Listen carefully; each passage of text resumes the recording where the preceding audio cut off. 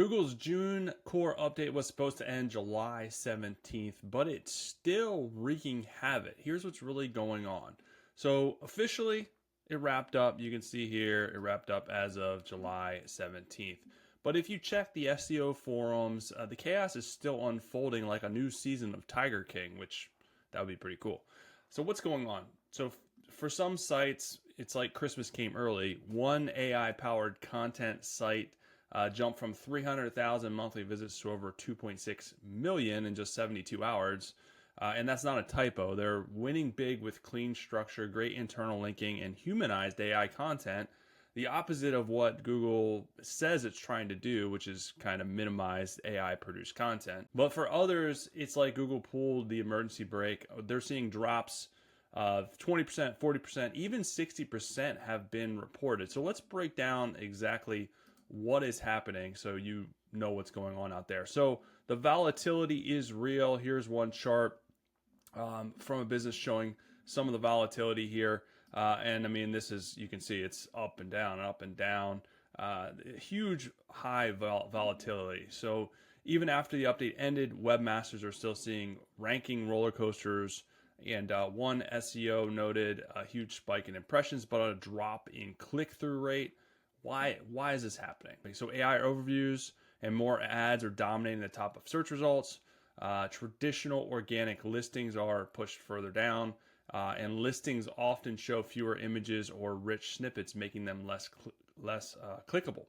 So basically, Google's results are starting to look like a Times Square billboard, flashy and overwhelming, while your clean blog post is sitting quietly in the back row. So let's kind of touch more on this. So AI overviews. So you can see here's a screenshot of AI overviews now.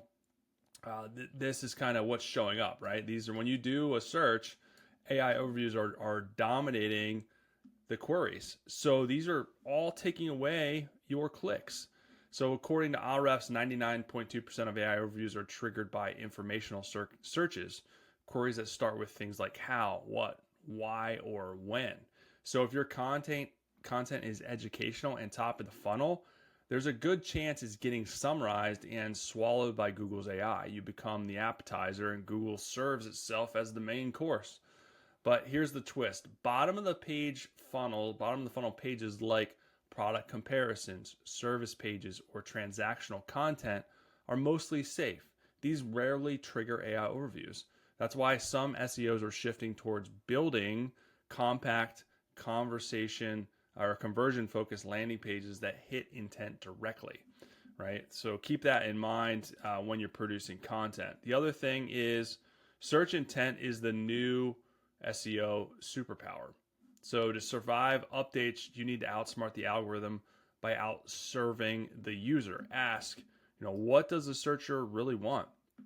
Are they looking to buy, learn, compare, or solve a problem? Are you delivering that above the fold? The first thing when they go to your web page, the first thing that they should see is the answers to these questions above the fold. You don't want to have the stuff buried down here. That's going to kill you. Make sure you're not wasting space on fluff or intros. If you do that, you're toast. Think of your page like a sandwich. The top half should be all meat. Save the side salad for later or for the bottom. Dang, it's making me hungry. All right. The next thing is query parameters. So what do I mean by query parameters? All right, here's a good example of a query parameter. Product ID equals 456. These are getting hit hard because they're poor crawlability, weak internal linking, or messy site structures. Even technically perfect sites were demoted in favor of less optimized ones, suggesting Google may be rebalancing signals.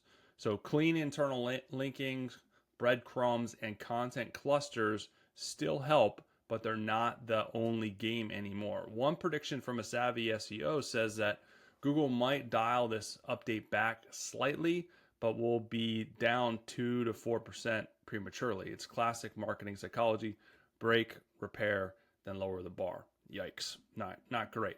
But there are signs of hope. Despite the chaos, there are clear winners. Many content sites that were devastated by the previous helpful content update saw a comeback, especially older sites that haven't been touched in a while. One user saw their blog post jump from page 4 to top 10 overnight. Moral of the story, sometimes leaving things alone works in your favor, but don't always count on it.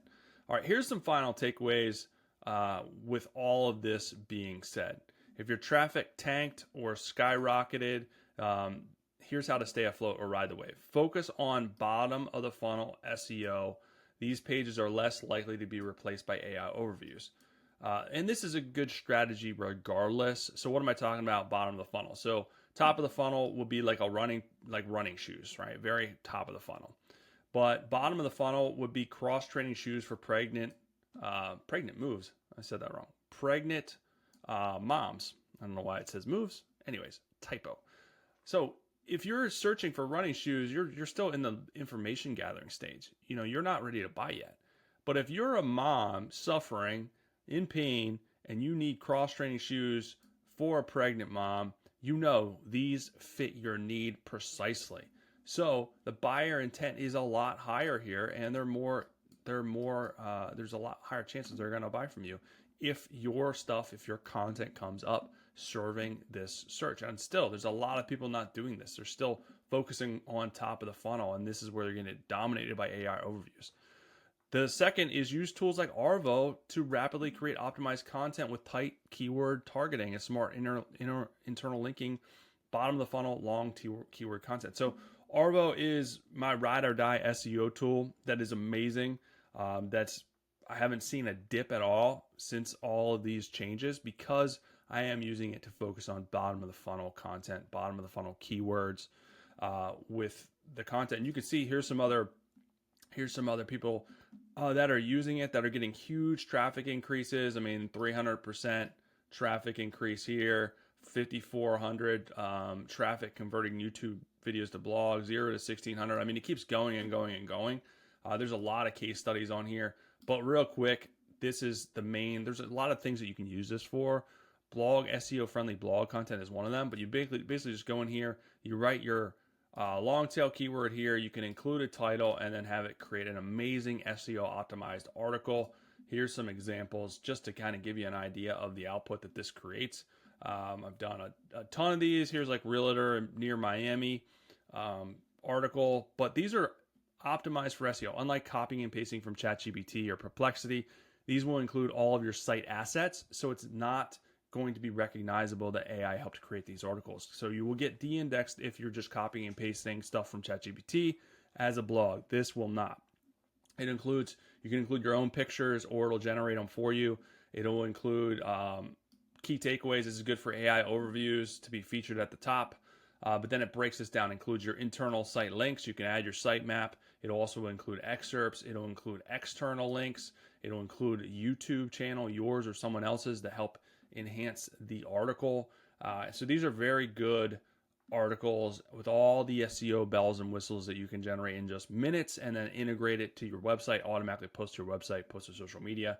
It also includes FAQs, which is really good for AI overviews and bottom of the funnel searches.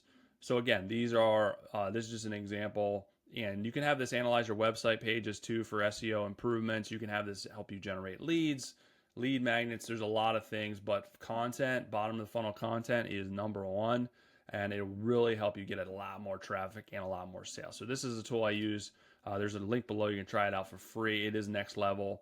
Outside of that, number 3 is do external marketing to earn natural backlinks. So podcasts, PR, collaborations, and sharing your content out there. Again, if you use Arvow, you can automatically share it to your website, share it to social media.